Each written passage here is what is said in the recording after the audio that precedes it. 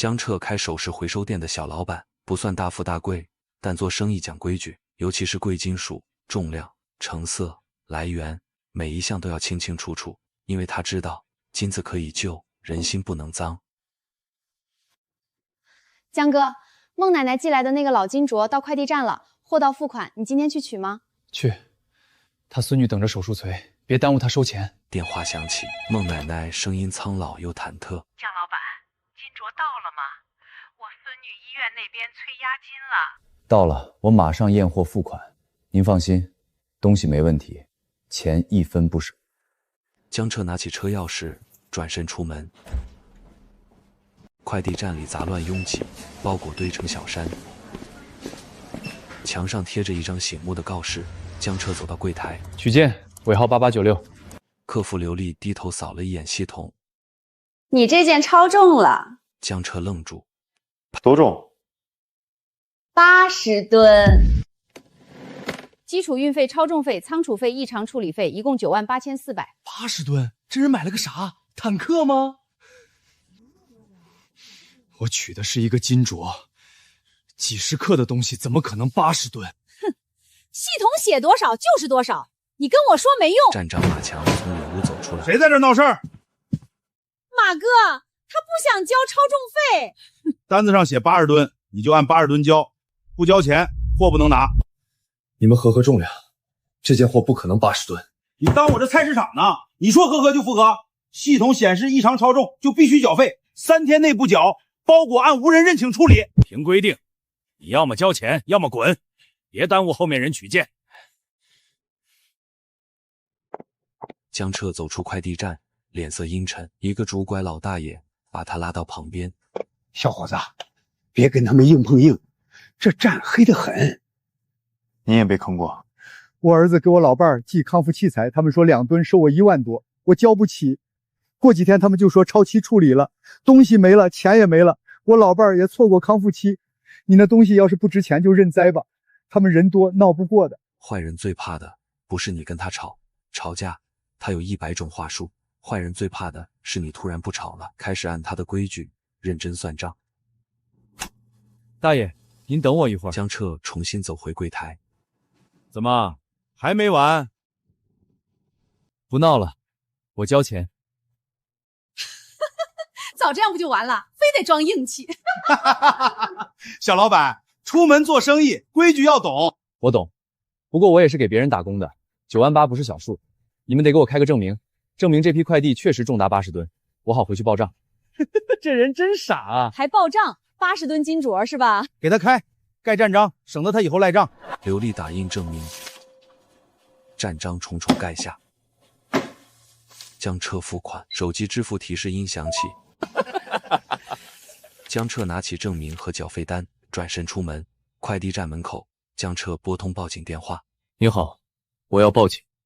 我有一批80吨的快递，款已经交了，现在快递站交不出货，我怀疑他们把我80吨货弄丢了。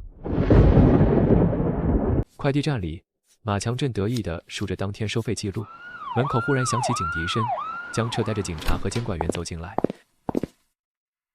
你又回来干什么？取货。钱你不是交了吗？货等会儿给你找。我不是取那个小包裹，我是取我的80吨快递。你报警说80吨货物丢失是怎么回事？这是他们开的重量证明，这是我按80吨缴纳的费用。他们说单子上写多少就按多少，现在款我交了，货呢？真盖章了，这下玩大了吧？误会，系统录错了，就是个小失误。录错，你们为什么按80吨收费？录错，你们为什么威胁我3天不交费就自行处理？那是系统自动短信。录错，你们为什么盖章证明它确实80吨？这是你们站点公章？是，但这个不能作数。收钱的时候作数，报警的时候不作数，你们这规矩还挺灵活。带我们去看看货物。马强带众人进入仓库，仓库里只有一堆普通包裹。80吨货物在哪儿？这就是录错了吗？你们站点最大货架承重多少？普通快递站按这个规模，别说80吨，8吨都放不下。那他们却能给我开80吨证明，还收我80吨的钱。调取称重记录和监控。监控昨天坏了。对，坏了，还没修。江彻还没说话，何大爷从门口走进来。他们以前也说监控坏了，我老伴儿的康复器材被你们说成2吨。老东西，你乱说什么？我来闹，你们也说监控坏了，后来东西就没了。他自己不交费，超期处理，怪谁？这就是关键，先改重，再高收费，客户交不起就超期处理。这是快递站还是抢劫站？系统后台必须封存，等待调查。我们还有业务要做，不能封。涉嫌违规收费和货物异常处置，必须封存。马强偷偷给陈国豪发消息。马站长，你不是说只是录错吗？录错而已，怕查后台干什么？马强死死攥住手机。监管员打开称重系统后台，屏幕上跳出一条异常记录：原始重量86克，到站后被你改成8万公斤。马强，你解释一下。误操作，我当时可能看错单位了。86克看成80吨，你这眼神，建议别干快递，去开航母。你少阴阳怪气！我都说了是误操作，钱退你不就完了？哼，退钱？你以为我今天来是为了退款？你们收的是80吨的钱，现在要么交80吨货，要么解释为什么敢收80吨钱。小子，我劝你见好就收，钱退给你，东西给你，你非要把事闹大，你信不信？出了这个门，你店都开不安生。威胁我，提醒你，挺好。刚才这句也录下来。干什么？当着我面抢证据？这是我那件康复器材的单子，寄出来的时候26斤，到他们这儿变成2吨，我交不起钱，他们说超期了，货就没了。也是这家站。后来我找他们，他们说东西已经依法处理，可我儿子在网上看到那个器材出现在一个无人认领包裹直播间里。无人认领包裹直播间叫福运旧货仓，他们说都是合法处理的无主包裹。改重量不是目的，高收费也不是终点。真正的生意是把客户逼到放弃，再把别人的东西变成他们自己的货。监管员开始调取更多后台记录，类似异常重量记录不断出现。你们不能乱查，这些都是历史件。历史件，那就更该查。这些客户最后都交钱了吗？所以呢，多数未缴费，状态显示超期处理。他们就是这么干的。马强被带到一边配合问询，他趁人不注意拨通电话。陈总，后台被查了，80吨那个件也被盯上了。那件货在哪儿？那是贵金属件，不能留在站里，想办法转仓。江老板，刚才是我们站里疏忽，你的货找到了，现在就给你拿。我的80吨货找到了。马强带着众人进仓库，他从角落里翻出一个小纸盒，找到了，这就是你的包裹。对，就是这个。江老板，东西给你，钱也退你，这事儿就算误会，行不行？江彻没有伸手接。你不是要货吗？货给你，你又不要。我要的是80吨快递，不是80克纸盒。你们自己证明它80吨，我按80吨交了钱，现在拿一个小纸盒给我，这叫交货，还是叫承认诈骗？现场称一下。纸盒放上电子秤。86克收人80吨的钱，系统误差，电子秤也可能不准。那就用你们刚才封存的后台记录，揽收重量、运输重量、到站重量，全查。监管员调取记录，大屏上3条记录依次出现。我都说了，误操作，你抓着一点错误不放，有意思吗？有意思，因为你们这点错误，刚好值98400。那钱退你还不行吗？不行。你还想怎样？第一，货要验；第二，谁改重量要查；第三，为什么改成80吨要查；第四，这件货有没有被拆过也要查。包裹没拆，我还没说它被拆，你急什么？封口被2次加热过。你确定？我是做首饰回收的，客户寄贵金属，我天天验封口。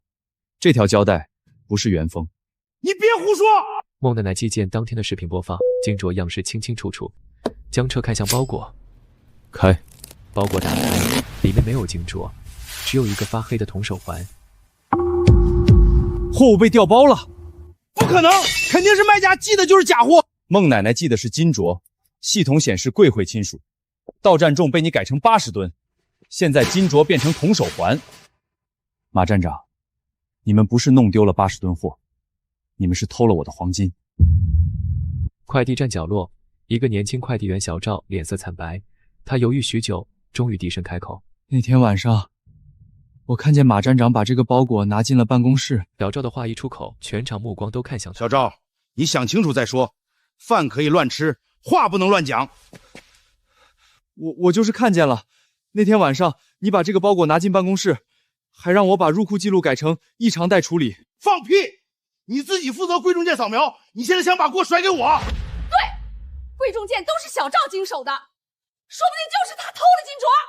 小赵慌了，不是我，真的不是我。你有证据吗？我当时怕惹事儿，没敢拍。但马站长办公室门口有个旧摄像头。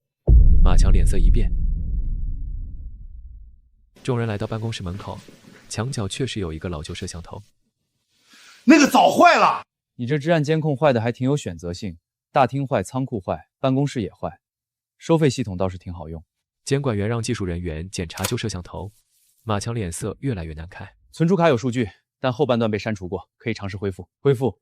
马强猛地冲上去，想抢摄像头。你还说你没问题？江彻把铜手环照片发给孟奶奶。不是这个，我记得是我老伴儿留下的金镯，我孙女手术费还等着啊。奶奶，您别急，金镯我一定给您找回来，手术费我先垫给您。这怎么行啊？您先救孩子，他们欠您的，我会让他们连本带利还。有些钱可以晚点算，有些命等不了。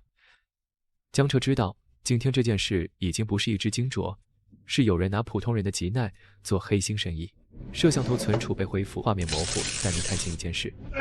这不能说明我偷东西，我只是检查破损品。检查破损件需要深夜关门后，需要2次热封，需要把金镯换成铜手环。金镯可能不在站里了，在哪儿？福运旧货仓，站里很多超期无人认领的东西都会转到那里，他们还会直播拍卖。到黄金橙色族，今天无主包裹捡漏价3万起拍。走，去把我的货从直播间里抢回来。一辆车猛地刹停在福运旧货仓门口，仓库外墙挂着一块醒目的牌子：老黄金、老物件3万起拍，错过今天没有明天。江老板，这里就是他们处理无主包裹的地方，站里很多客户没交费的货都会被送来这里。他们有合法移交手续吗？有些有，有些是补的。那今天就看看他们这手续是怎么补的。直播间里灯光刺眼，桌上摆满拆开的包裹。家人们看清楚，老黄金橙色族，这可是无人认领包裹里的好东西。弹幕飞快滚动。你谁呀？直播呢？别捣乱！这东西不是无主包裹，这是我今天取的快递。仓库负责人从旁边走出来。这位先生，说话要讲证据。我们这里所有货都是快递站合法移交的超期无人认领件。我今天刚交完98400，你昨天就拿来直播拍卖，你管这叫超期？你说是你的就是你的，老黄金长得都差不多，别想碰瓷。江彻拿出孟奶奶寄件视频，这只镯子内侧有一道月牙缺口，视频里有。你手里这只也有，确实一致。揽收重量86克，到站后被改成了80吨。我付款后，他们给我的包裹里变成了一只铜手环，而真正的金镯在你直播间里。直播弹幕瞬间炸了。别关，让大家都看看这个无主包裹到底怎么来的。监管人员要求查封直播货品。你们不能查！我们都是正规经营。正规经营？那请你拿出这只金镯的超期通知、客户放弃证明、移交单和处置授权。资料在办公室，那就去办公室。仓库负责人额头冒汗，悄悄给人发消息，对方很快回复：昨天移交，今天通知我缴费，你们时间线还会倒着走。仓库负责人彻底慌了。这个不能看，这是商业资料。仓库负责人死死挡在柜子前，柜子里一本厚厚的账本掉了出来。江彻翻开账本，脸色瞬间沉下。何大爷的康复器材也在这里。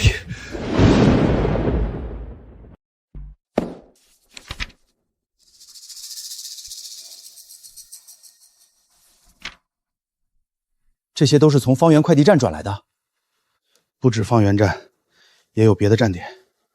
也就是说，这不是马强一个人的事儿，你们有一整条线。何大爷那套康复器材编号在这里。就是他，这是我儿子给我老伴儿买的。我当时求他们，我说我老伴儿等着用这个练腿，他们说不交钱就处理，我交不起呀。黑站抢的不是一个包裹，是老人重新站起来的机会，是普通人一点一点攒出来的希望。登记取证，这套器材先封存。小江，我当时要是也敢报警，是不是就不一样了？不是您不敢，是他们太会欺负老实人。陈总是谁？陈国豪，区域加盟老板对吧？方圆站、福运旧货仓还有这些站点，能让他们按同一套流程改重、扣货、转仓、拍卖，背后没有老板，谁信？我只是负责仓库，东西是各站点送来的，我不知道他们怎么来的。你不知道？那你账本上写贵金金属优先拍卖，是谁教你的？一个80吨你都处理不干净。陈总，那小子不是普通人，他懂流程，还懂证据。懂证据的人也怕麻烦，约他谈，能用钱解决就先用钱。要是他不收呢，那就让他知道开门做生意最担心什么。江哥，现在好多人都在骂黑站，你要火了。我不是要火，我是要他们还账。江老板，我是陈国豪，大家都是生意人，没必要为了一个老太太的金镯把事情闹到没法收场。你想怎么收场？20万，金镯赔给你，钱也退给你，这事儿到此为止。陈老板，你是不是忘了我丢的是80吨货？江老板，久仰，你这种年轻人有胆识。有事说事，误会闹大了，对谁都不好。我愿意拿20万补偿你所有损失，金镯原价赔，运费退。店里以后有物流需求，我也可以照顾。江老板，大家都是生意人，和气生财。孟奶奶孙女的手术费怎么算？何大爷老伴错过康复期怎么算？账本上那几百件被你们处理的包裹怎么算？江老板，人不能太较真儿，每个行业都有点灰色角落。你今天把路堵死了，以后你的店还怎么做生意？我做首饰回收靠的是称准、价明、心不黑，不是靠吓唬老人、扣别人救命东西。你真要为了那些不相干的人跟我过不去？他们不是不相干，他们每一个都是你们用规矩欺负过的人。陈老板，提醒一下，今天谈话全程录音，你刚才涉及威胁我当事人的部分，我们会保留。50万，我最后的诚意。你还没回答我，其他人那就没得谈了。不是没得谈，是该换个地方谈了。监管、警方、法院哪儿都行。江池，你别太过分！你把86克改成80吨的时候，怎么没觉得过分？陈总，网上已经炸了，很多受害者都在联系江彻。那就把水搅浑。怎么搅？发视频，就说江彻明知道包裹不可能80吨，故意诱导站点开证明，说他碰瓷快递站想讹钱，可完整视频在他手里。网友看完整视频吗？他们只看标题。明知道不可能80吨，还让人开证明，这不是钓鱼吗？想个快递站吧。现在碰瓷都这么高级了。江哥，他们反咬你。剪辑的挺干净，可惜我拍的是全程。既然他们想让网友看，那就让网友看完整的。江哥，发出去他们就完了吧？不一定，他们会继续说是个别站点问题，那就把个别变成一整条链。视频先发，账本等他们继续狡辩。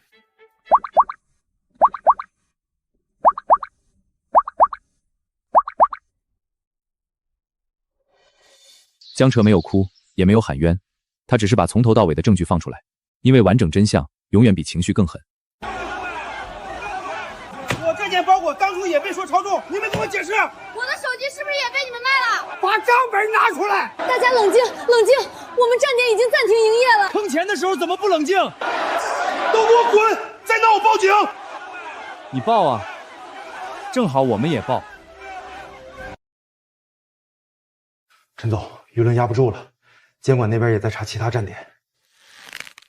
马强这个蠢货，要不要让他背锅？他本来就是用来背锅的。那福运救火康那边，让他们把总账转走，尤其是贵重账本，不能让江澈拿到原件。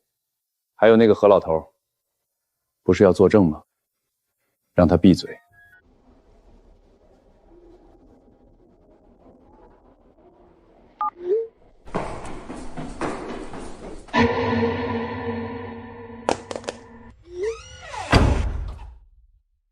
老东西，年纪这么大了，别多管闲事儿。明天采访，知道该怎么说吧？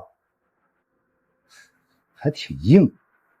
那我提醒你一句，你儿子在哪里上班，我们也知道。这次是你，下次可能就是你儿子。老人肋骨有轻微骨裂，身上多处软组织挫伤，幸好没伤到要害。谁干的？我不知道。小佳，明天的采访我不去了，我儿子还要过日子。大爷，您那套康复器材是给谁用的？给我老伴儿。他摔了一跤，医生说越早练越有希望站起来，可器材被扣了。他现在天天坐轮椅，我恨啊！大爷，您不想说也没关系，证据我会继续查，但如果您愿意说，我在旁边。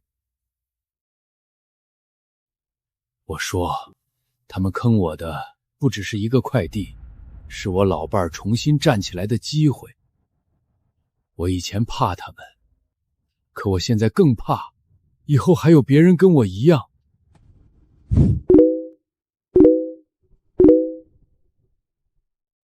我爸寄给我的药也被扣过，我婚戒被他们说超期处理了。我的电脑在无主包裹直播间出现过。一个人报警可能被说成碰瓷，2个人作证可能被说成巧合，可当越来越多人站出来，黑站藏了多年的赃账就开始漏光。江哥，这么多人，我们查得过来吗？一个一个查，他们能一件一件偷，我们就一件一件追回来。小赵不见了，他刚给我发消息，说陈国豪要销毁仓库总账，消息发完，人就联系不上了。他最后定位在哪儿？废弃停车场。走，救人抢账。江哥，小赵真的在这儿吗？他的最后定位就在这里，之后电话就关机了。那边。小赵，江老板，他们要回总账。我早就知道他们迟早会把锅推给我，所以我透露了一段。贵重件先改重，客户交不起就拖到超期，不放弃的就退钱说误会。黄金、手机、电脑优先转仓。这就是主谋证据。总账在哪儿？福运救货仓后库，今晚12点，陈国豪让人全部转走。还有23分钟。人被救了，拦住他们！小子，陈总说了，80吨的事到此为止。你回去告诉陈国豪，80吨只是开始。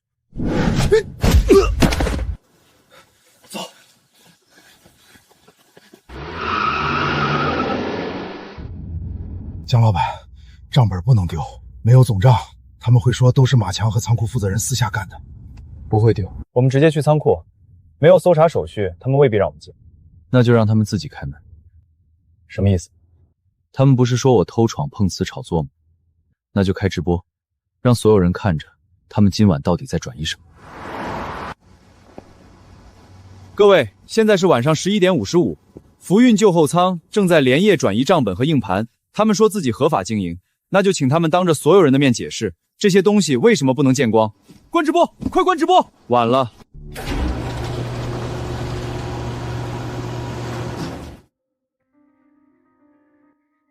谁让你来的？这里是私人仓库。你们卖别人包裹的时候，怎么没说私人？你这是非法闯入。我们已报案，同时通知监管人员。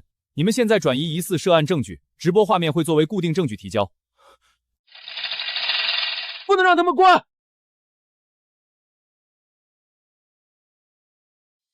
这些是商业资料，你不能看。商业资料？你们把别人的婚戒、手机、黄金、药箱拿去拍卖，现在说这是商业资料？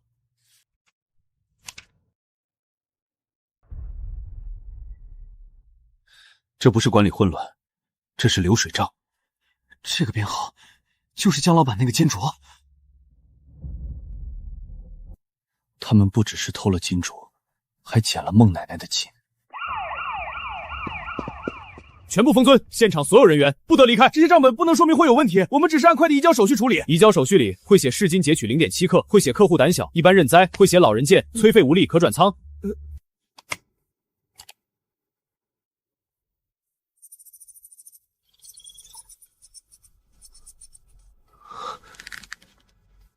1267件，江车，这事儿大了。不大，只是以前没人替他们数过。砸了他的店，让他知道得罪我的代价。孟奶奶坐在柜台前，这是我老伴儿留给我的。他走之前说，万一哪天家里真过不下去，就把它卖了。我本来舍不得啊，可孩子要做手术，金镯边缘有一道明显缺口。他们连这个也捡。剪口很新，他们不是误拿，是拿去试金，确认值钱后再上直播。这也太缺德了！缺德的人最怕算账，这笔缺口重量，我会让他们10倍赔。江浙和唐胜把总账投到大屏上，一条条包裹记录被整理成表格。他们下手有规律，不是随机改重，贵金金属优先，电子产品优先，老人急用件和异地件也优先。因为这些客户最容易被拿捏，老人不懂投诉流程，异地客户追不过来，贵重件变现最快。我那台电脑里有孩子的毕业论文，我记得是我妈的救命药。我的婚戒是婚礼前1天没的。从今天开始，你们每个人的货，我都帮你们登记，能追回的追回，追不回的，让他们赔。福运旧货仓被贴上封条，受害者们排队认领被封存的包裹。一个女人认出自己的相机，一个年轻人找回电脑，整个人蹲在地上发抖。东西回来了，可我老伴儿那几个月回不来了，所以不能只追回东西，还要追责任。目前证据已足够启动专项调查，但陈国豪那边一定会继续切割。他切不掉，账本里每一笔都有他的分成。陈国豪看着网上越来越多受害者发声，脸色阴沉，手下低声问：“陈总，仓库被封了，马强也可能扛不住。那就让马强扛。站点违规，仓库管理混乱，和我有什么关系？可总账有您的分成，账本可以说是伪造，录音可以说是剪辑，受害者可以说是跟风碰瓷，但江彻这个人必须闭嘴。砸店的人已经安排了，别弄出人命，让他知道疼就行。夜里，店员小妹准备关门，突然门外冲来几名戴帽子的男人，砰！玻璃门被铁棍砸碎。让你多管闲事，碰死狗！以后还敢不敢查？江彻从后街住手！店门口墙上被喷上4个红字。江彻站在一地碎玻璃中，眼神冷得吓人。店里一片狼藉，玻璃碎满地，柜台被砸烂，鉴定灯碎成几块。店员小妹蹲在角落里，吓得脸色发白。受伤没有？江哥，对不起，我没拦住他们。你没事就行。东西坏了可以赔，人不能出事。唐胜赶到，看着满地狼藉，陈国豪干的，除了他，谁这么怕我继续查？江彻调出监控，几名黑衣人冲进店里砸东西，其中一人离开时，帽檐被风吹起，露出侧脸。一辆白色面包车停在路边，车牌清晰可见。车辆登记信息跳出，这车牌递刀递得太明显了。陈国豪以为砸的是我的店，其实砸的是他自己的退路。江彻手机响起，来电显示陈国豪。江老板，听说你店里出了点意外，做生意嘛，和气一点，大家都安全。你安排的。陈国豪笑了，饭可以乱吃，话不能乱说。我只是提醒你，这个世界不是有证据就能赢，有时候得看谁扛得住。谢谢提醒。这段电话我也录了。电话那边沉默1秒。江彻，你真以为自己能扳倒我？不是我扳倒你，是你每次伸手都留下手印。第二天，江彻把录音、监控、车牌、总账、80吨证明全部提交。从乱收费、货物调包、违规处置到威胁证人、暴力报复，性质已经升级，我们会并案处理。陈国豪名下站点、仓库、物流车辆全部纳入调查。公开听证还开吗？开，而且要公开，让所有受害者都知道，这不是他们自己的错。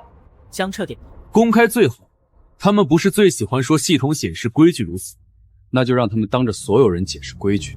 方圆快递站门口被贴上暂停营业通知，马强和刘丽被带出。我只是客服，我只是按系统收费。这是陈总定的流程，凭什么只抓我们？监管人员冷冷公开听证会上，你们可以自己说。马强猛地抬头，眼神慌乱。公开听证会通知发布。江彻看着通知，低声道：“80吨这笔账，该当众算。”听证会大厅坐满受害者和媒体，陈国豪西装革履坐在前排，神情平静。马强和刘丽坐在一旁，脸色灰败。本案核心只是一次系统误录，方圆快递站管理上确有疏忽，但不存在主观诈骗。至于所谓80吨证明，是江彻先生在明知不可能的情况下诱导站点开具。陈国豪微微一笑，仿佛胜券在握。江彻站起身，我不争辩，我只问一个问题，请说。80吨货是怎么进这个快递站的？江彻请出物流专家和吊装工程师。请。 80吨货物正常运输至少需要重型货车，到站应有地账记录、车辆进出记录、叉车或吊装设备记录。普通社区快递站不具备接收80吨货物的场地和资质。80吨相当于多台大型机械重量。如果真有这么一批货进站，门口路面、地面承重、装卸设备都会留下痕迹，不可能靠小面包车送入，不可能堆在普通货架上。江彻调出方圆快递站当天外部监控，画面里送件车辆只有一辆小面包车，快递员拎着小纸盒走进站点。这就是我的80吨快递进站全过程：一辆面包车，一个纸盒，一只手拎进去。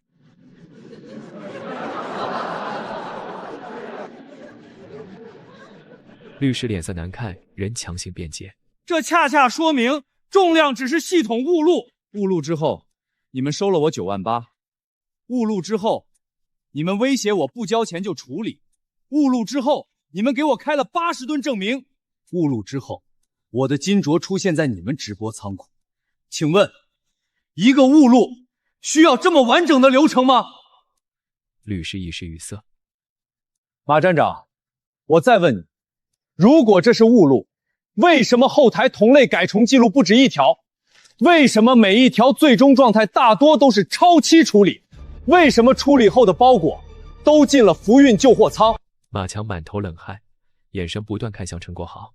陈国豪微微侧头。马强，自己做过什么，自己说清楚，不要牵连无辜的人。马强脸色一白，他终于明白陈国豪要让他一个人背锅。马强，你别乱说，收费单是你让开的，重量是你改的，我只是照系统收钱。照系统？系统倍率是谁教你们用的？贵重件谁让我们盯的？超期转账谁给他分成？陈国豪脸色微变，马强，注意你的发言。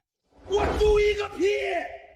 陈国豪要把我推出去顶罪，我还替他扛什么？80吨不是我一个人想出来的，这套流程就是陈国豪定的。小件改大件，贵重件优先，客户不交就转仓，转仓后直播拍卖，每个月分成表都要交到他办公室。马强，你知道污蔑我的后果吗？后果？你让我背1000多件包裹的锅，那才是后果。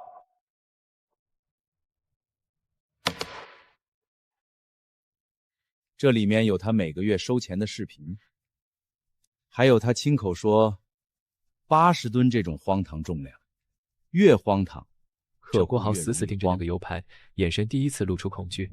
听证会大厅内，所有镜头都对准了桌上的 U 盘。陈国豪脸色铁青，手指死死攥住座椅扶手。你们别指查我！这套改动扣货的流程是陈国豪亲自定的，站点只是第一道口子，浮云救火仓才是他们真正赚钱的地方。马强，你现在是涉案人员，你的证词存在明显自保动机，不能作为可信依据。所以我没封嘴说，账在本人，视频也在里面。陈国豪每个月收钱的时候，脸拍得清楚楚。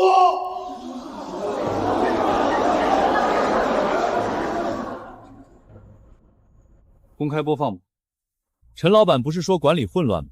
看看这混乱的钱，最后都混到谁口袋里？第一段视频开始播放，画面里陈国豪坐在办公室。陈总，这是这个月贵重件分成。黄金手机电脑这批出得快，直播间卖了不少。小件改大件要做得自然一点，别每次都改得太夸张。80吨这种事儿容易惹麻烦。这就是陈国豪本人，他说了80吨，这不是不知道，是亲自管账。剪辑，这是剪辑。那就继续看。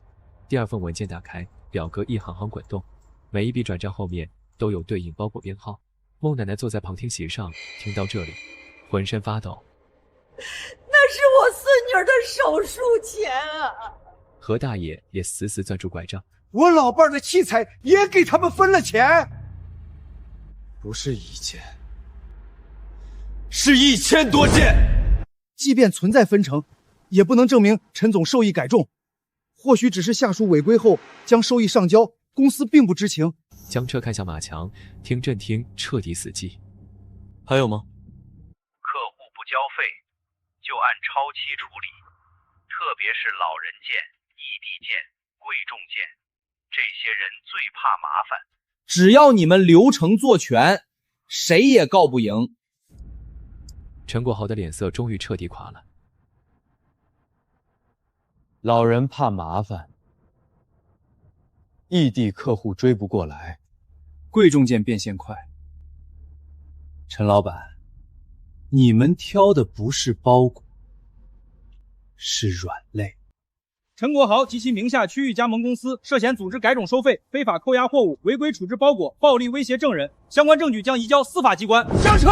你以为这样就赢了？没有原件，没有完整硬盘，没有所有客户损失证明，你最多让我停业整顿。所以你还藏着东西。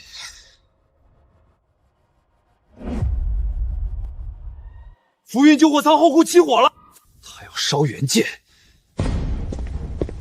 走。浮运救火仓浓烟滚滚，火光从后库窗口往外喷，消防车呼啸而来，警戒线迅速拉起，将车冲下车，死死盯着火场。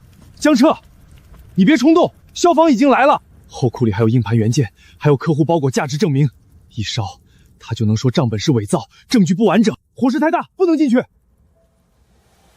后库侧门离火源最远，我进去2分钟。你疯了？我没疯，有人等了几年才等到自己那件货的下落，不能让他们再丢一次。后库里浓烟刺鼻，货架被烧得噼啪作响，一箱箱文件堆在角落。火舌已经逼近，将车蹲下，快速把硬盘箱抱起来。又从柜子里拽出几本厚重账册，头顶一根燃烧的木梁突然断裂，江彻侧身躲开，却被火星灼伤手臂。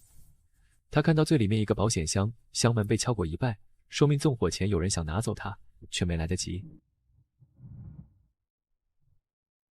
里面不是现金，而是一摞密封文件袋和一块黑色硬盘。江彻翻开第一页，瞳孔微缩，下一页，江彻眼神彻底沉下。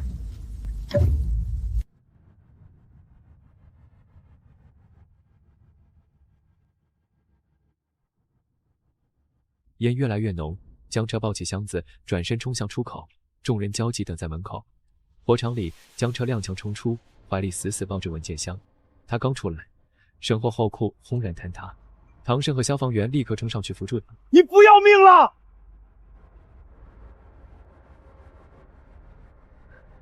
命还在，账也在。何大爷看着他被烧伤的手臂，眼泪涌出。小江啊，你这是图什么？图他们以后不敢再说，客户自己不要了。消防员控制火势后，火场勘察人员走出。初步判断，起火点不止一处，后库门所有撬动痕迹，现场发现助燃剂，人为纵火，这些就是原档。监管员看向江彻手里的文件箱，所有人脸色都变了。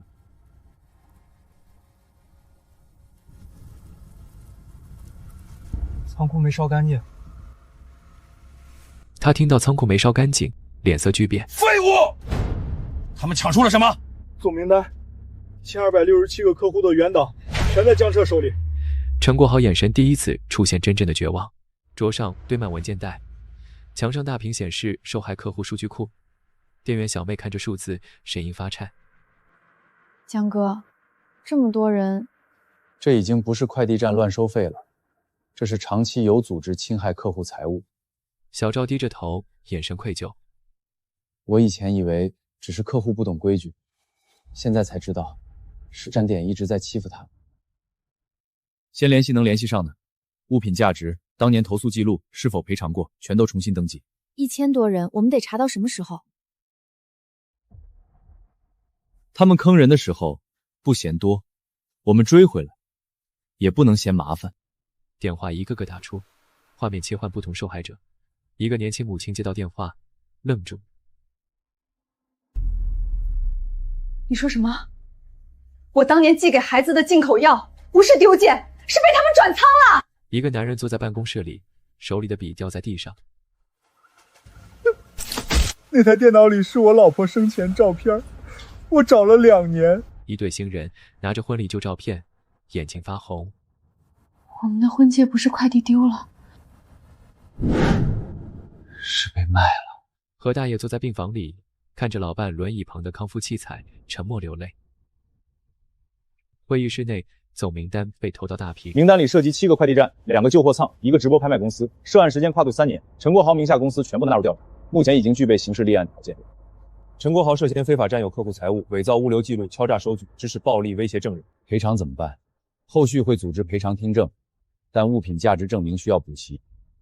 首饰类我来补，黄金、铂金、钻石、老物件，我可以按当年市价和现价分别估值，他们减了多少，卖了多少，差价多少，都要算清。江老板，你这是要一件一件追？对，一件都不漏。总名单新闻被曝光，全网舆论彻底引爆，网友评论飞速滚动。我以前丢件被抄起，原来是被卖了。这不是黑站，这是黑帮吧？江彻真是硬刚到底了，80吨证明成了年度最强反杀证。陈国豪坐在拘押室里，脸色阴沉。律师低声汇报：情况很糟，马枪反水，总账被抢出，仓库纵火也被查到线索。现在唯一能做的是主动退款赔偿，争取把事情压在民事纠纷范围。陈国豪抬头，眼神阴冷。那就退，先退江彻的钱，再高价和解。只要他点头，其他受害者就是一盘散沙。他未必会收。陈国豪冷笑：没人不爱钱，50万不够，就100万。他开金店，不就是为了赚钱？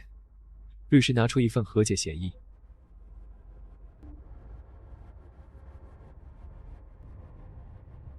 陈国豪冷冷道：拿钱砸到他闭嘴。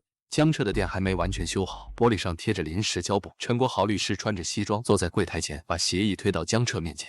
江老板，陈总愿意拿出100万和解，包括退还运费、赔偿金镯、赔偿店铺损失以及你的精神损失。100万？律师微微一笑。江老板是聪明人，你最初也只是为了自己的货，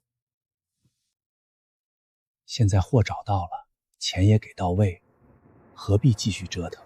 江彻没有动协议。其他人呢？律师一愣。其他受害者自然会由公司后续内部处理。江彻冷笑。内部处理到最后，是不是又变成系统误入，客户自愿放弃，资料缺失无法赔偿？江老板，做人要适可而止，你不是监管，也不是法院，你没有义务替所有人出头。我当然没有义务，可他们也没有义务被坑了之后还继续忍。100万已经足够体现诚意。律师脸色大变。你干什么？退款是你们怕的，不是你们改了。赔我一个人是想让我闭嘴，赔所有人才叫还账。请你转告陈国豪，我当事人拒绝私下和解，所有赔偿走公开程序。律师走出店门时，门外已经站着很多受害者，他们有人拿着旧单据，有人拿着照片。律师愣住，何大爷拄着拐，声音沙哑。陈国豪想赔江老板一个人，让我们继续烂在旧账里。孟奶奶抱着孙女的病历，眼眶发红。我的金镯找回来了，可那天我要是没遇上江老板，孩子的手术怎么办？受害者们纷纷开口。江彻走到众人面前。听证会还会继续，赔偿会一项一项算，只要你们愿意站出来，我就把证据整理到底。众人眼中燃起希望。他撕了协议，还把受害者全组织起来了。他一个开金店的，凭什么管这么多闲事？现在最大的问题不是江彻，是受害者人数太多。一旦赔偿听证公开，你名下所有站点都会被彻查到底，那就咬死一个点，价值无法证明，没有原物，没有发票，没有完整鉴定，全部按普通快递赔。律师微微一顿，这会激怒受害者。激怒有用吗？陈国豪冷笑，没有证明就没有赔偿。江彻收到赔偿听证会通知，陈国豪要打价值证明，很多人没有发票，也没有当年物品照片。如果证明不了价值，就只能按普通丢件赔几十块。店员小妹急了，那他们不是白被坑了？江彻看向桌上的受害者资料，不会白坑。他拿起放大镜和贵金属检测仪。首饰类我来鉴定，电子类查管记录，直播卖出去的查成交价，他们卖得掉就一定留过价。江彻打开福运旧货仓直播回放硬盘，屏幕上密密麻麻的拍卖视频缩略图弹出。他们以为东西没了就没证据，可他们自己直播卖过，每一场都是证据。夜深，证据整理室灯火通明，屏幕上同时打开多个直播回放窗口。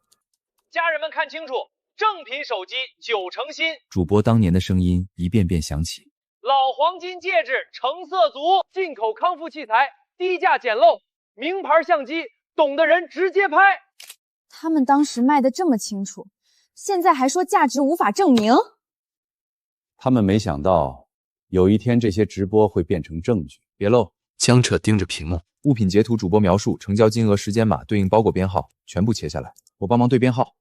站点转仓时，直播仓库会重新贴一层标签，但底层码没撕干净。江彻看了他一眼，那你这次别再躲了。我不躲了。江彻联系受害者，逐一比对。一名男子视频连线，看见屏幕里的电脑，瞬间红了眼。是我的，右下角那个贴纸是我女儿小时候贴的。一名女人看见婚戒回放，捂住嘴哭出声。戒指内圈刻了我们名字缩写，他们卖的时候还说是无主包裹。何大爷看着康复器材直播画面，老泪纵横。他们当时卖了多少钱？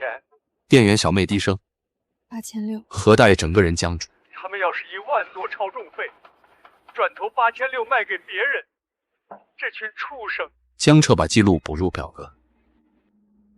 赔偿听证会开始，陈国豪律师率先发言。很多所谓受害物品已经无法找回，寄件人也无法提供完整发票和全属证明。我方认为应按普通快递丢失标准进行赔付。几十块，我的手机你们卖了3000，我婚戒你们卖了1万多，凭什么按普通件赔？请各位拿出证据。律师冷冷道：“情绪不能作为价值证明。”你说的对。江彻站起身，拿出硬盘。情绪不能证明价值，但你们自己的直播成交记录可以。大屏播放第一段直播回放。这枚金戒指内圈刻字老物镜，起拍8000。画面暂停，江彻调出对应受害者寄件记录、包裹编号、成交金额。第二段播放。进口康复器材市场价过万，今天8600捡漏。第三段、第四段、第五段接连播放。陈国豪律师脸色越来越难看。你们不是不知道价值，你们卖的时候比谁都懂价值，客户索赔的时候，你们就装不知道。直播成交记录、转仓降账、包裹编号、客户登记4项能够互相印证，可以作为价值认定的重要依据。不可能，这些视频不能算。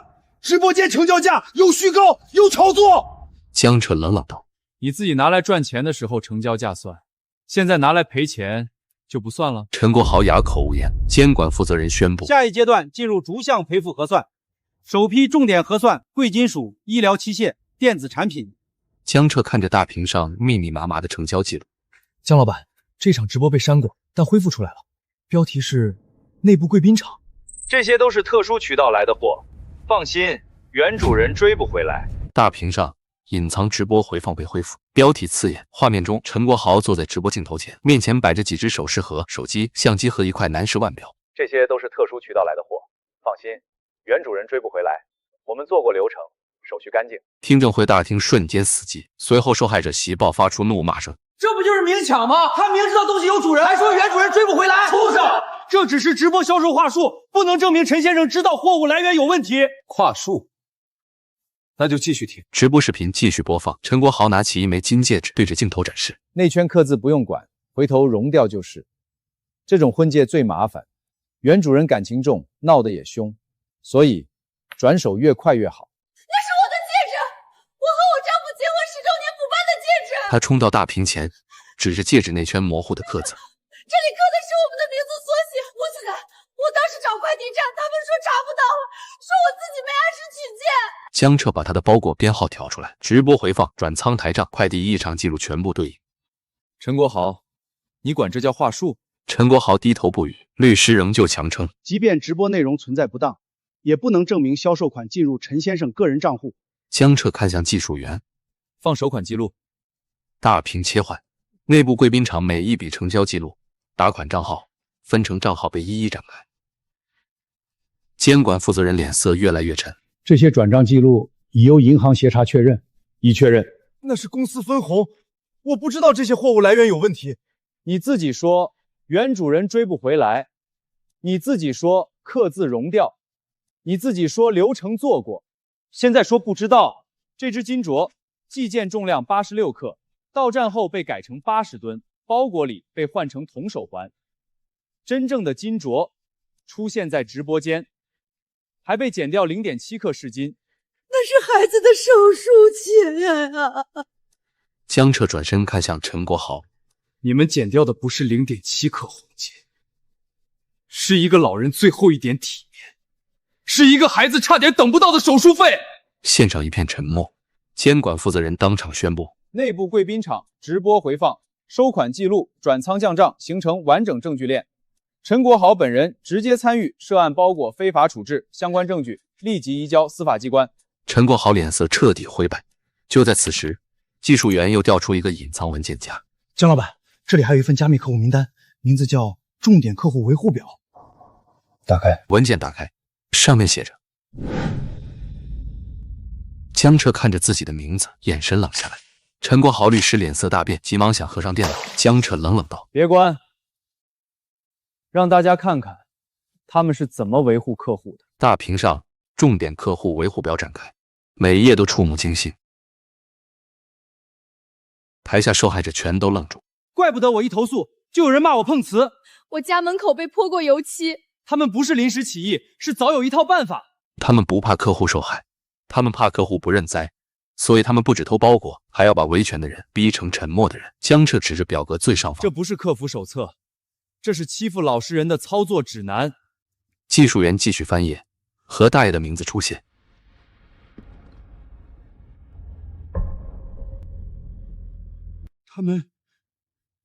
他们还想去找我儿子单位。何大爷看见这行字，整个人发抖。江彻看向何大爷，语气放缓。大爷，这不是您的错，他们就是知道您怕连累孩子，才拿这个吓你。何大爷眼睛通红，拄着拐站起来。我以前真怕给孩子惹麻烦，怕人家说我老糊涂，可现在我不怕了。他看向陈国豪，你们不就是欺负我们老实吗？今天我就不老实给你们看。台下受害者纷纷鼓掌。说得好。陈国豪律师额头冒汗，试图挽回。这份表格来源尚需核验，即便存在，也可能是下属员工个人整理，与陈先生无关。江彻抬手，有签批记录。大屏切换，每一条重点客户处理建议后面都有审批人。我被网暴是你批的，何大爷被威胁是你批的，我店被砸也是你批的，现在你说不知道。陈国豪看着大屏，彻底说不出话。监管负责人冷声道：这已经不是单纯违规经营，这是对维权客户的系统性打压和报复。孟奶奶抱着孙女的病历，慢慢走到话筒前。我不会说什么大道理，我就想问一句。她看向陈国豪：我卖镯子是为了救孩子，你们扣我东西，捡我金子，卖我镯子时候，有没有想过他还等着手术？陈国豪避开她的眼睛。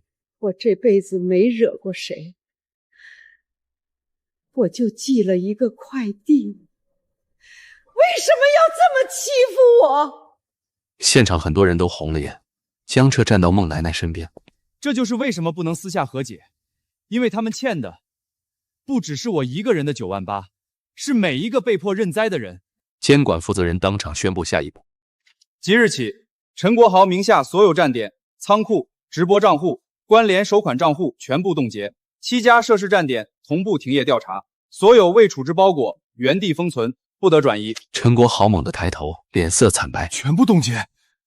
你们知道这会牵连多少快递吗？江彻冷冷接话：你现在想起牵连客户了，你们把客户的货拿去卖的时候，怎么没想起他们？监管人员开始执行冻结令。7家快递站工作人员同时贴上封条。一个站点员工慌忙删除电脑资料，下一秒，监管人员推门而入，手离开键盘，后台已经封存了。方圆快递站暂停营业，门口围满曾经被坑过的客户。监管人员封存电脑、收费机、称重称和仓储记录。刘丽坐在柜台后，脸色苍白。我只是客服，我真的只是照系统收费。江彻走到他面前。系统是谁教你用的？刘丽低头不说话。86克改80吨，你不知道不对。可是马强说所有站都这么干，他说这是陈总教的利润优化。江彻眼神一愣。利润优化？把客户的货偷去卖也叫优化？蓝桥站同样被查封，一个站长还想耍横。我们和方圆站不一样，我们没有80吨这种离谱记录。监管员打开后台，确实没有80吨。你们比较含蓄。围观客户愤怒大喊。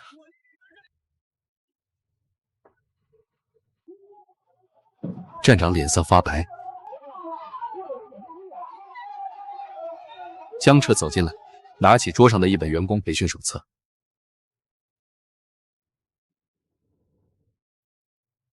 7家站点的资料被汇总到大屏，每家站点都有一份一模一样的异常件处理标准话术。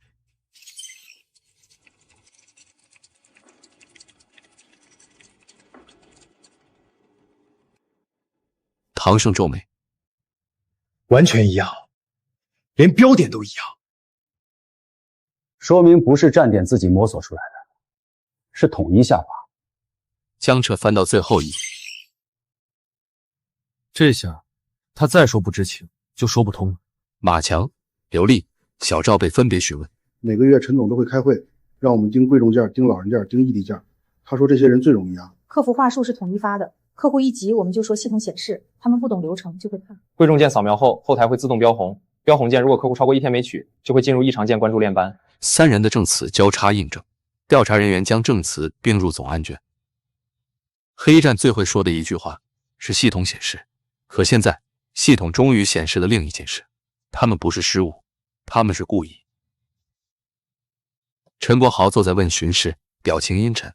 调查人员把培训手册放到他面前。这份手册是你编的？公司内部培训资料而已，规范异常件处理有问题吗？调查人员翻到一页。那这句呢？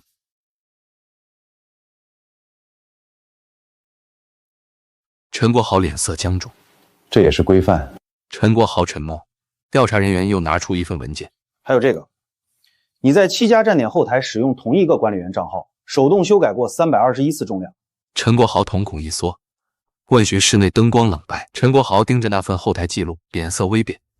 账号 GH0001 是你的管理员账号吗？公司账号不代表我本人使用，那么多员工都知道密码。你确定？确定。调查人员点开登录记录。陈国豪脸色彻底僵住。这些也都是员工用的。陈国豪不说话。技术员把重量修改记录导入大屏，一条条记录快速排列。321次，全是陈国豪总账号。江彻看向第一条记录。我那件80吨也是他号改的。是，马强改过一次，但最终保存和收费确认是 GH001 账号2次确认。江彻眼神彻底冷下来。也就是说，80吨不是马强手划，是陈国豪亲手点的确认。证据链完整了。补充听证召开。陈国豪被带入现场，脸色难看。江彻站在大屏前。陈国豪一直说他只是老板，不知道站点怎么操作。今天我们就看他的后台账号做了。大屏播放操作回放。GH001 登录后台，单号8896，异常重量确认8万千克，操作账号 GH001。全场哗然。江彻转向陈国豪：“你亲手把我的86克金镯改成80吨，亲手确认收费，亲手把它转入贵重件处置。陈老板，你的手滑得还挺远，从办公室滑到了直播间。”台下受害者忍不住发出怒骂。陈国豪终于失控：“是又怎么样？你们这些客户一个个寄东西不保价，不看条款，不按时取件，出了事儿就怪站点。我只是把你们不懂规则的成本变成了我的利润。”现场瞬间安静。这句话等于彻底承认。江彻看着他，声音很冷：“终于说实话了，你不是不知道规则，你是把规则做成了刀，专门割不懂规则的人。”陈国豪喘着粗气：“这个社会就是这样，懂规则的人赚钱，不懂规则的人认栽。不，懂规则的人可以赚钱，但不能用规则抢。”监管负责人站起身：“陈国豪本人直接修改后台重量，确认异常收费，参与涉案物品处置，证据确凿，即刻移交司法机关进一步处理。”陈国豪被带走。他经过江彻身边时，眼神怨毒：“江彻，你以为我一个人倒了，黑站就没了？只要有人怕麻烦，只要有人不懂流程，就还会有人这么干。所以我要把流程公开，让所有人都知道你们是怎么坑人的。”江彻回到证据整理室。他在电脑上新建一个文件：快递异常收费维权指南。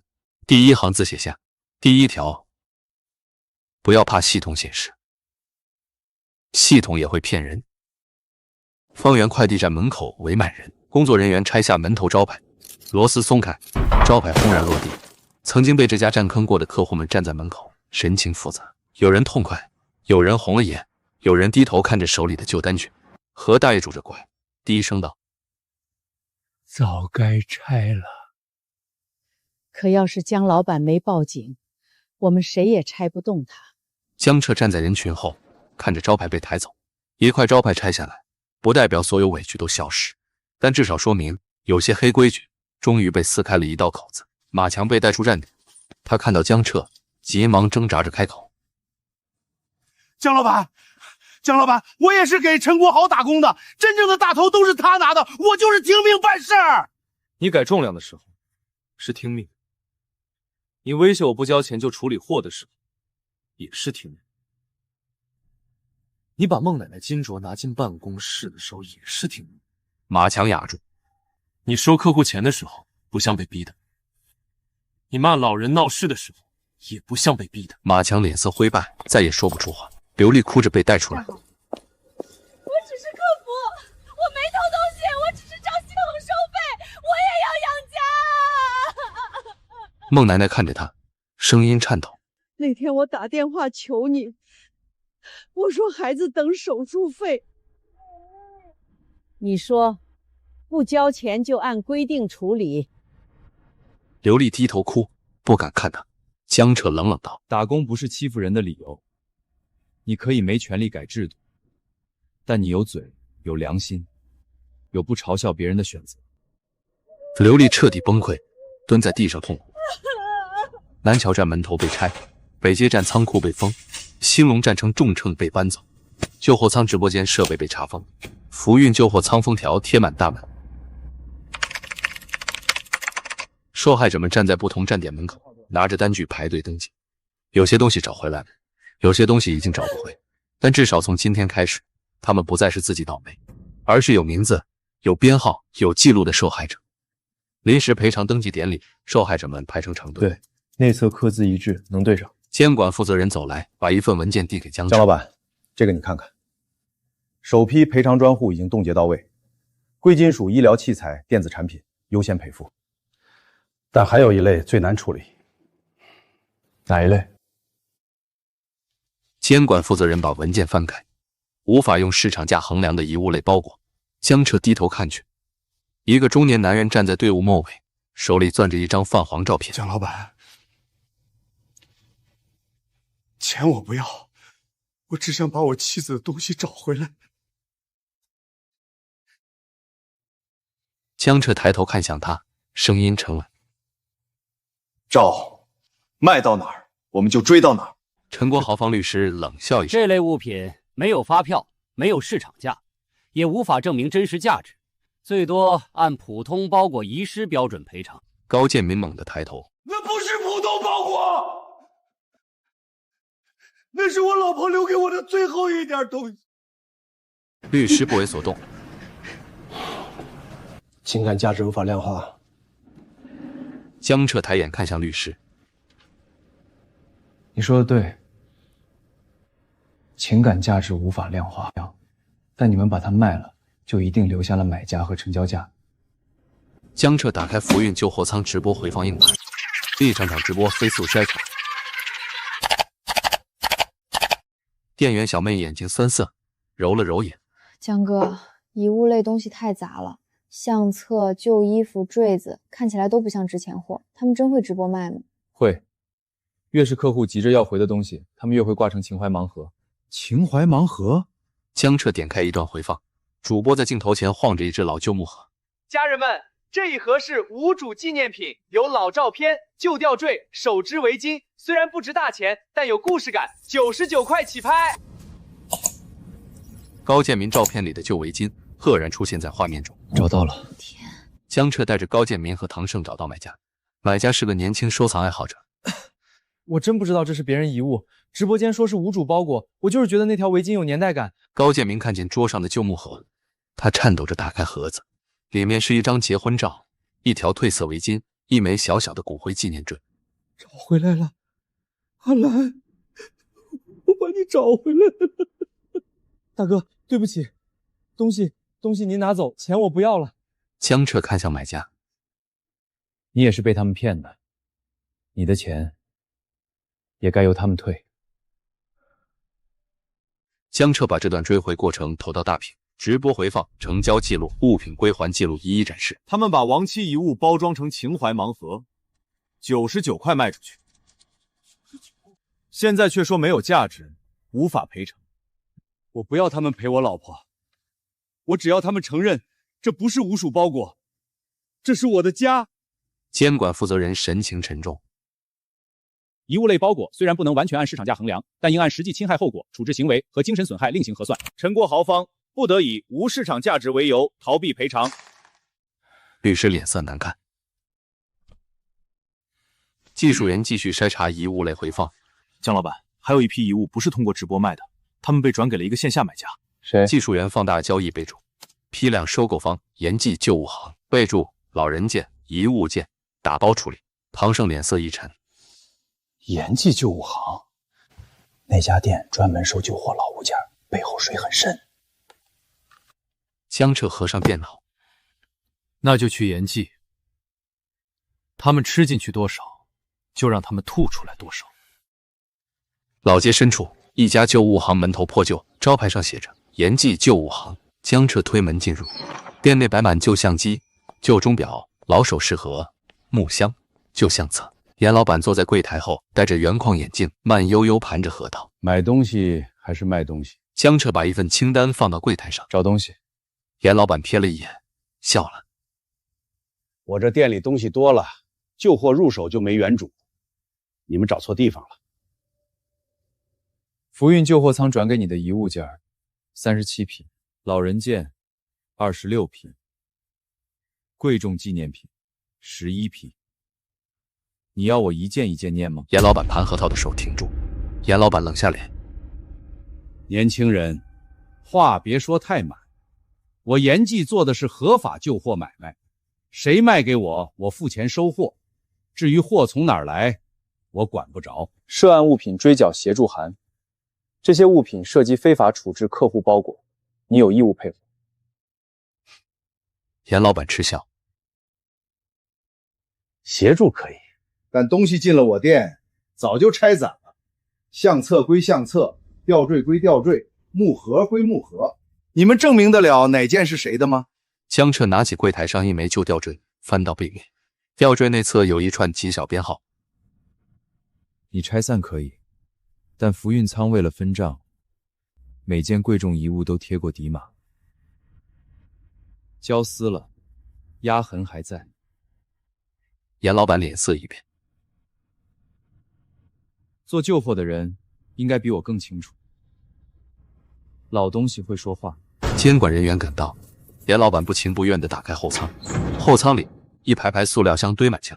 高建明看见一只熟悉的木盒，眼眶一红。这是我妻子娘家的信。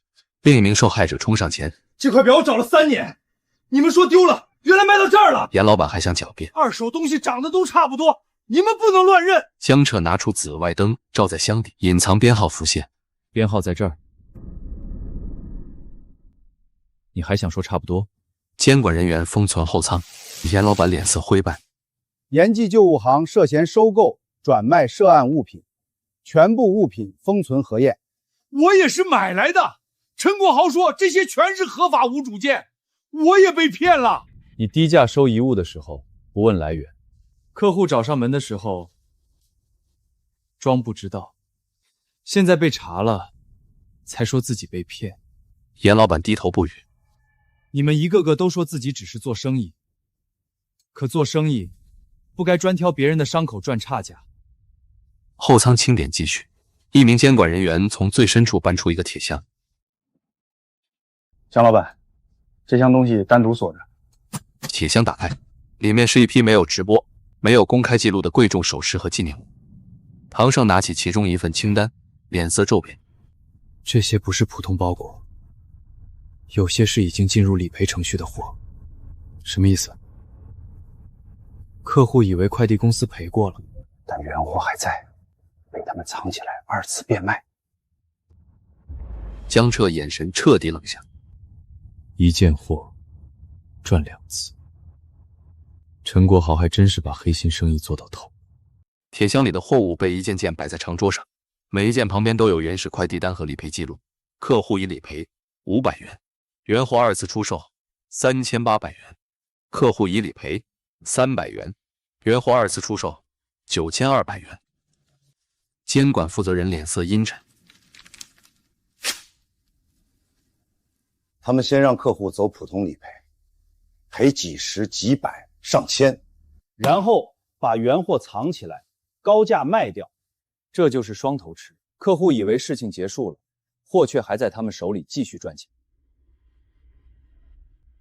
江彻拿起一枚镶钻耳坠，这已经不是黑站，这是披着快递站皮的赃物中转场。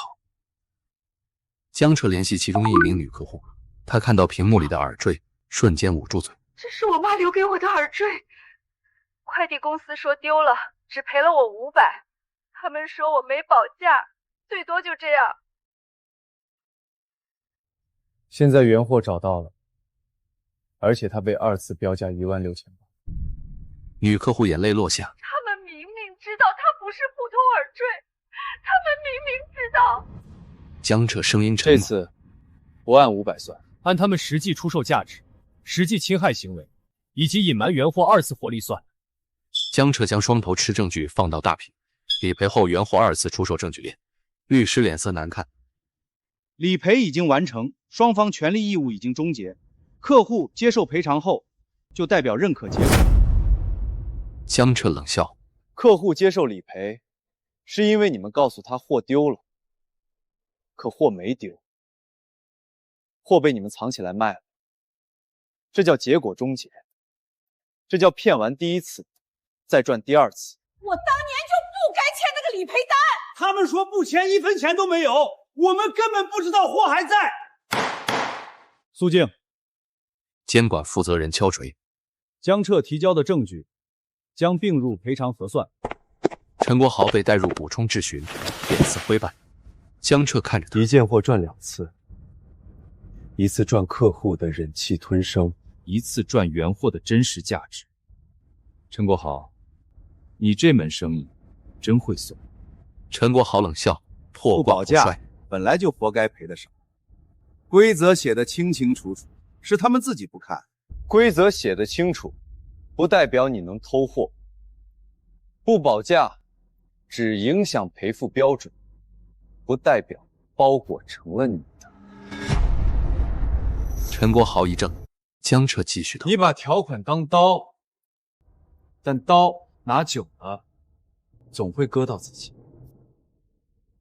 监管负责人宣布新一轮核算原则：所有已理赔但原货被追回或被证实2次出售的案件，重新核算，原理赔金额不得作为最终结案依据。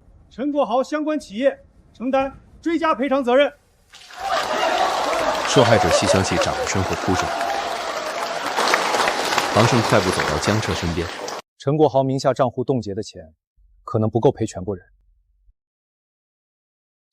江彻皱眉，他们已经开始转移资产，其中一笔最大的钱流向了他老婆名下的海外账户。江彻眼神一沉，坑了1000多人，还想带钱跑？查。大屏显示陈国豪资金流向，几条红线从陈国豪公司账户流出，汇入亲属、空壳公司、海外账户。陈国豪在被调查前一天转出3笔大额资金，最大一笔2000万进入他妻子名下账户，随后准备转向境外。典型逃避赔偿。已经申请紧急冻结，但需要证明这笔钱和涉案收益有关。江彻拿起总账，总账每月分成数额和这几笔转账能对上，尤其是贵重件收益，全部从福运救货仓流入陈国豪私人账户，再从私人账户转到他妻子名下。如果能逐笔对应，就能追回。那就逐笔对应。江彻几人通宵整理资金对应表，屏幕上包裹编号、成交价、分成、转账一项项对齐。店员小妹趴在桌上快睡着了。江哥，这也太多了。多一笔，就多一个人能拿回钱。别提了。江老板，对不起，如果我早点站出来，也许不会有这么多人受害。现在站出来也还来得及，把你知道的流程全部写清楚。这就是你该还的账。小赵用力点头。赔偿执行会开始。经核查，陈国豪及关联企业亲属账户中涉案收益已被冻结，首批赔偿专户成立。贵金金属、医疗器材、电子产品、遗物类包裹优先赔付。受害者席一片哽咽。陈国豪律师仍想拖延。赔偿金额仍需进一步核，我方认为不宜过早执行。他们被拖了3年，证据足够的，先行赔付，争议部分后续继续核算。律师脸色难看，无话可说。登记点外，第一批赔偿开始发放。钱回来了，可我老伴儿错过的那段时间回不来了。所以赔偿不是结束，以后不会让他们这么干，才是结束。江老板，谢谢你。孩子手术做完了，医生说恢复得很好。别谢我，是他们欠你的。江彻连忙扶住他。我老婆的东西回来了，这比钱重要。江彻的首饰店重新修好，何大爷拿着一面锦旗走来，锦旗上写着80吨压不弯良心。大爷，这也太夸张了。不夸张，他们用80吨压你，你硬是把他们压回去了。何大爷笑着抹泪，众人笑中带泪。江老板，你帮我看看，我寄了一台手机，他们说我快递重120吨。店里瞬间安静，江彻看着快递单，哪家站？走。年轻人把快递单摊在柜台上，上面写着120吨手机，这是手机还是航母遥控器？还敢来？这帮人真是不长记性。他们说不交钱就不让我取，我看过80吨那个新闻才来找您。别慌。江彻拿起单子扫了一眼。第一，别吵；第二，别抢；第三，让他们盖章。年轻人懵了，还让他们盖章？他们说多重，就让他们证明多重。他们敢收120吨的钱，就要交120吨的货。江彻带着年轻人来到快递站，站长一看见江彻，脸色瞬间变了。江老板，认识我？80吨案子，谁不认识您呀？那就好办了。这个120吨手机，你们准备怎么处理？系统错误，肯定是系统错误，马上改，马上放货。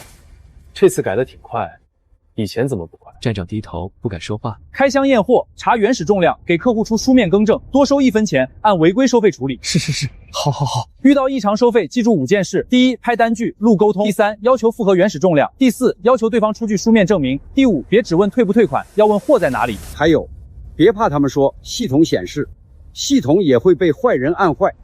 直播间弹幕飞速滚动。今天的主题：80吨压不弯良心。官方通报发布。陈国豪黑站团伙案查清，相关责任人依法追究。陈国豪、马强等人被带入司法程序。福运救火仓被彻底查封，7家黑站全部摘牌，一张80吨证明，撕开了一张黑网。坏人最擅长拿规矩欺负普通人，江彻做的就是让他们也按自己写下的规矩还债。江彻首饰店重新开业，门口多了一块小牌子，免费服务。孟奶奶带着孙女来到店里。谢谢江叔叔。以后长大了别怕坏人，坏人讲规矩的时候，你就把规矩记下来。遇到黑站别怕，单子留好，章盖好，款交了就问他货呢。江彻站在店门口，看着人来人往，神情终于放松。这世上很多普通人不是不懂道理，他们只是怕麻烦，怕惹事，怕自己一个人拧不过一群坏人。可只要有一个人先问出口，后面就会有更多人站出来。